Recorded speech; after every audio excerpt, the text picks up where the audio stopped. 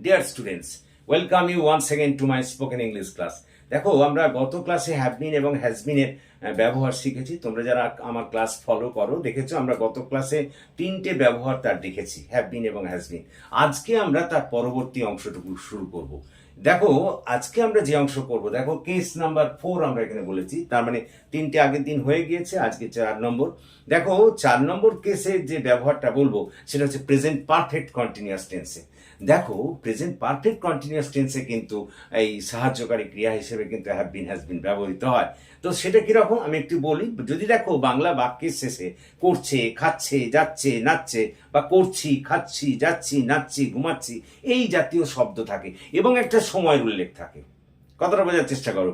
বাংলা বাক্যের শেষে করছে, খাচ্ছে, যাচ্ছে, নাচছে, বা করছি, খাচ্ছি, যাচ্ছি, নাচছি ইত্যাদি থাকবে এবং একটা সময়ের উল্লেখ থাকবে। আমি একটু উদাহরণ দিই, যেমন মনে করো আমি 2 ঘন্টা ধরে বই পড়ছি। দেখো পড়ছি প্লাস 2 ঘন্টা ধরে সময়ের উল্লেখ আছে। বা মনে করো 2000 সাল থেকে আমি এই কাজ করছি। দেখো করছি আবার 2000 সাল থেকে একটা সময়ের উল্লেখ আছে। তাহলে যেখানে তোমার সময়ের উল্লেখ থাকবে এবং করছি, খাচ্ছি, নাচছি, ঘুমাচ্ছি এই জাতীয় শব্দের উল্লেখ থাকবে, তোমরা জানবে সেখানে প্রেজেন্ট পারফেক্ট কন্টিনিউয়াস টেন্স হয়েছে। আবার বলি, বাংলা বাক্যের শেষে যদি দেখো করছি, খাচ্ছি, যাচ্ছি, নাচছি, ঘুমাচ্ছি ইত্যাদি জাতীয় থাকে, বা করছে, খাচ্ছে, নাচছে, ঘুমাচ্ছে ইত্যাদি জাতীয় শব্দ থাকে এবং একটা সময়ের উল্লেখ, দিস ইজ ভেরি ভাইটাল, একটা সময়ের উল্লেখ থাকে, সময়ের সঙ্গে সাধারণত ধরে বা হতে বা থেকে যোগ থাকবে, তখনই তোমরা বুঝে নেবে সেটা সময়ের উল্লেখ। এই রকম হলেই তুমি সেখানে বাক্য গঠন করতে গেলে প্রথমে কর্তা, তারপরে হ্যাভ বিন অথবা হ্যাজ বিন, তারপরে মূল ক্রিয়ার সঙ্গে আইএনজি, তারপর অন্যান্য কর্ম। দেখো আমি আবার বলি, যদি বাংলা বাক্যের শেষে করছি, খাচ্ছি, যাচ্ছি, নাচছি, ঘুমাচ্ছি ইত্যাদি যোগ থাকে, বা করছে, খাচ্ছে, ঘুমাচ্ছে, নাচছে ইত্যাদি যোগ থাকে এবং একটা সময়ের উল্লেখ থাকে, সময়ের উল্লেখটা বুঝবে কি করে? সময়ের সঙ্গে যদি দেখো ধরে বা যাবত যোগ আছে, বা কিংবা সময়ের সঙ্গে হতে বা থেকে যোগ আছে, তাহলেই বুঝবে সেটা সময়ের উল্লেখ। এই রকম থাকলেই তোমরা বুঝবে সেখানে প্রেজেন্ট পারফেক্ট কন্টিনিউয়াস টেন্স হয়েছে। এবং সেক্ষেত্রে বাক্য গঠনের নিয়ম হলো প্রথমে কর্তা, তারপরে হ্যাভ বিন অথবা হ্যাজ বিন, তারপরে মূল ক্রিয়া, ওই যে করছি করাটা মূল ক্রিয়া, খাচ্ছি খাওয়াটা মূল ক্রিয়া, তার সঙ্গে আইএনজি, মূল ক্রিয়ার সঙ্গে আইএনজি, তারপরে অন্যান্য কর্ম। যেমন মনে করো আমি 2 ঘন্টা ধরে এই ক্লাসটা নিচ্ছি। লক্ষ্য করো লাস্টে নিচ্ছি আছে প্লাস 2 ঘন্টা ধরে সময়ের উল্লেখ। তাহলে I have bin taking this class for 2 hours.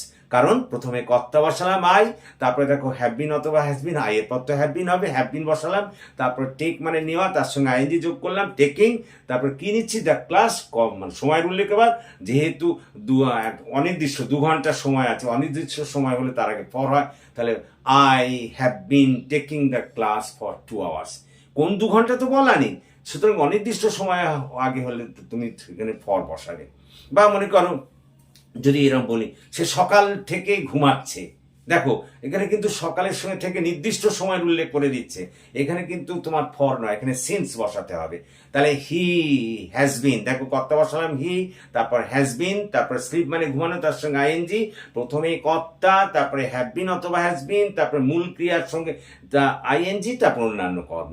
তাহলে he has been sleeping since morning, ওই যেটা নির্দিষ্ট সময় করে দিয়েছি, সকাল থেকে বলেছি, ওই জন্য he has been sleeping since morning. বা মনে করো জেলেরা 2 ঘন্টা ধরে পুকুরে মাছ ধরছে।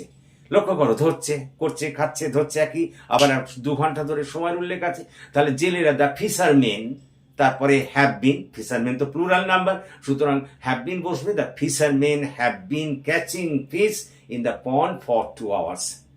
তার মানে আমি যেটা তোমাদের বোঝাতে চাইলাম, যদি দেখো বাংলা বাক্যের শেষে করছি, খাচ্ছি, নাচছি, যাচ্ছি, করছে, নাচছে, খাচ্ছে, যাচ্ছি ইত্যাদি বোঝায় তা এবং একটা সময়ের উল্লেখ থাকে, দিস ইজ ভেরি ভাইটাল, তাহলেই তুমি বুঝবে সেখানে প্রেজেন্ট পারফেক্ট কন্টিনিউয়াস টেন্সও করা আছে। এবং সেক্ষেত্রে বাক্য গঠন করতে গেলে প্রথমে কর্তা, তারপরে হ্যাভ বিন অথবা হ্যাজ বিন, তারপরে মূল ক্রিয়ার সঙ্গে আইএনজি, তারপরে এবার অন্যান্য কর্ম। সময়টা যদি অনির্দিষ্ট হয় তার আগে ফর, আর যদি সময়টা নির্দিষ্ট হয় তার আগে সিন্স বা ফ্রম। যেমন মনে করো আমি যদি বলি মাস্টারমশাই 2 ঘন্টা ধরে ইংরেজি পড়াচ্ছে, তাহলে দ্য টিচার, কে পড়াচ্ছে, কর্তা বসালাম, তারপরে হ্যাজ বিন। হ্যাঁ এই হ্যাভ বিন হ্যাজ বিন বলি যদি দেখো কর্তাটা 3rd পারসন সিঙ্গুলার নাম্বার, তারপরে তুমি বসাবে হ্যাজ বিন, আর বাকি সমস্ত ক্ষেত্রে এখানে কিন্তু হ্যাভ বিন হবে। কথাটা বোঝার চেষ্টা করো, কর্তাটা যদি 3rd পারসন সিঙ্গুলার নাম্বার হয়, অর্থাৎ কোনো ব্যক্তির নাম বিশেষ একজন ব্যক্তিকে বোঝায় বা কোনো কিছু জিনিসকে একজনকে বোঝাবে, তাহলে তারপরে হ্যাজ বিন বাকি সবার ক্ষেত্রে হ্যাভ বিন হবে।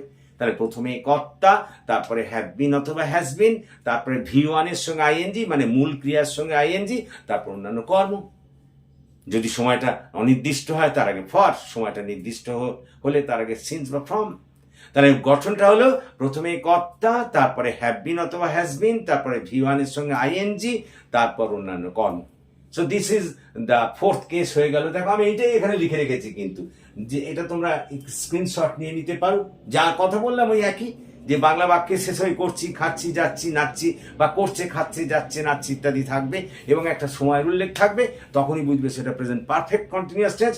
গঠন প্রথমে কর্তা, তারপরে হ্যাভ বিন অথবা হ্যাজ বিন, তারপরে মূল ক্রিয়ার সঙ্গে আইএনজি, ওই যে করছি, খাচ্ছি, নাচছি ওগুলো হচ্ছে মূল ক্রিয়া, ওর সঙ্গে আইএনজি, V1 রূপের সঙ্গে আইএনজি, তারপর অন্যান্য কর্ম।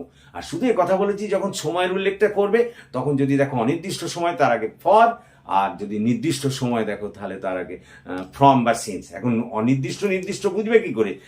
জেনে নাও, বাংলা বাক্যে সময়ের সঙ্গে ধরে বা যাবত যোগ থাকলে সেটা হচ্ছে অনির্দিষ্ট সময়, আর বাংলা বাক্যে সময়ের সঙ্গে হতে বা থেকে যোগ থাকলে সেটা নির্দিষ্ট সময়। তাহলে ধরে বা যাবত যোগ থাকলে সময়ের আগে তুমি ফর বসাবে, আর হতে বা থেকে থাকলে তার আগে তুমি ফ্রম বা সিন্স বসাবে। ক্লিয়ার? এরপরে আমরা আসছি, দেখো কেস নাম্বার 5, প্রেজেন্ট পারফেক্টের প্যাসিভ ভয়েসের ক্ষেত্রেও কিন্তু এই হ্যাভ বিন অথবা হ্যাজ বিনকে ব্যবহার করা হয়। আমি আবার বলি, প্রেজেন্ট পারফেক্ট টেন্সে হ্যাভ বিন অথবা হ্যাজ বিন ব্যবহার করা হয় প্যাসিভ ভয়েসের ক্ষেত্রে। দেখো যদি দেখো বাংলা বাক্যে করা হয়েছে, খাওয়া হয়েছে, ঠিক এই জাতীয় বাক্য থাকবে। কাজটা করা হয়েছে, তাকে বইটা দেওয়া হয়েছে, রামকে এখানে ডাকা হয়েছে। লক্ষ্য করো সব জায়গায় এরকম আছে, করা হয়েছে, খাওয়া হয়েছে, যাওয়া হয়েছে, নাচা হয়েছে, ঘুমানো হয়েছে ইত্যাদি জাতীয় যদি শব্দ থাকে তাহলেই বুঝবে সেখানে প্যাসিভ ভয়েস প্রেজেন্ট পারফেক্ট টেন্সের। গঠনের নিয়ম, প্রথমে অবজেক্ট, এখানে কিন্তু কর্তাকে বসাবে না, এখানে প্রথমে কর্তা নয়, এখানে প্রথমে কর্ম অবজেক্টকে বসাতে হবে, তারপর হ্যাভ বিন অথবা হ্যাজ বিন। কর্তাটা যদি সিঙ্গুলার নাম্বার হয়, থার্ড পারসন সিঙ্গুলার নাম্বার, তারপরে হ্যাজ বিন বসাবে। কর্তা এখানে কর্মটা যদি সিঙ্গুলার নাম্বারে থাকে তাহলে হ্যাজ বিন বসাবে, আর যদি প্লুরাল নাম্বার থাকে তাহলে হ্যাভ বিন বসাবে। তারপর কিন্তু V3 রূপ, ক্রিয়ার V3 রূপ। আমি আবার বলি, আমরা কেস নাম্বার 5 প্রেজেন্ট পারফেক্টের ভয়েস চেঞ্জ, প্রেজেন্ট পারফেক্টের প্যাসিভ ভয়েসের কথা বলছি। যদি দেখো বাংলা বাক্যের শেষে করা হয়েছে, খাওয়া হয়েছে, নাচা হয়েছে, ঘুমানো হয়েছে, পড়ানো হয়েছে ইত্যাদি জাতীয় শব্দ আছে, তাহলেই বুঝবে সেখানে প্রেজেন্ট পারফেক্টের ভয়েস চেঞ্জ করা আছে, মানে প্যাসিভ ভয়েসে করা আছে।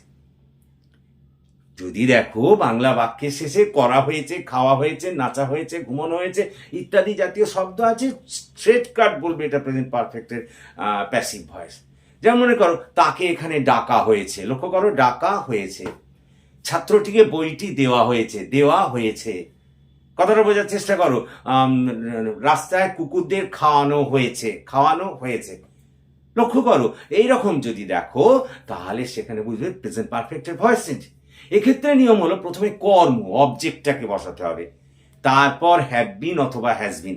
অবজেক্টটা যদি থার্ড পারসন সিঙ্গুলার নাম্বার হয় তারপরে হ্যাজ বিন, আর ওই অবজেক্টটা যদি প্লুরাল নাম্বারে থাকে তাহলে হ্যাভ বিন, বা প্লুরাল বা অবজেক্টটা যদি আই হয় তারপরেও হ্যাভ বিন হবে।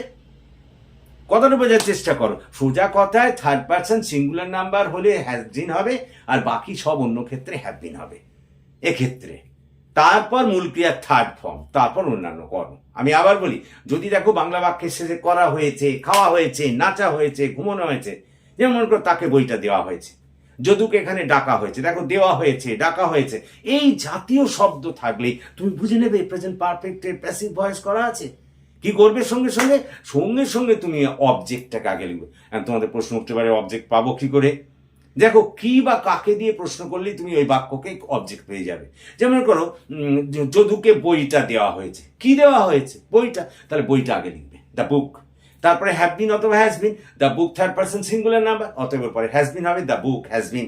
তারপরে মূল ক্রিয়ার থার্ড ফর্ম, দেওয়া হয়েছে, দেওয়াটা মূল ক্রিয়া, তাহলে গিভ মানে দেওয়া, তার থার্ড ফর্ম হচ্ছে গিভেন, তাহলে the book has been given to Jadu. Clear?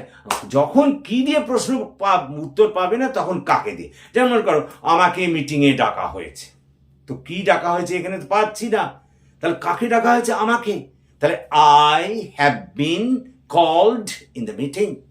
আমি আবার বলি, যদি দেখো বাংলা বাক্যের শেষে করা হয়েছে, খাওয়া হয়েছে, নাচা হয়েছে, ঘুমানো হয়েছে ইত্যাদি জাতীয় আছে, তাহলে বুঝবে প্রেজেন্ট পারফেক্টের প্যাসিভ ভয়েস। কি করবে? প্রথমেই কর্মকে, অবজেক্টকে লিখবে। অবজেক্ট পাবে কি করে? কি বা কাকে দিয়ে প্রশ্ন করবে, তাহলেই অবজেক্ট পেয়ে যাবে, সেটাকে লিখলে। তারপরে কাকে বসাবে? হ্যাভ বিন অথবা হ্যাজ বিন।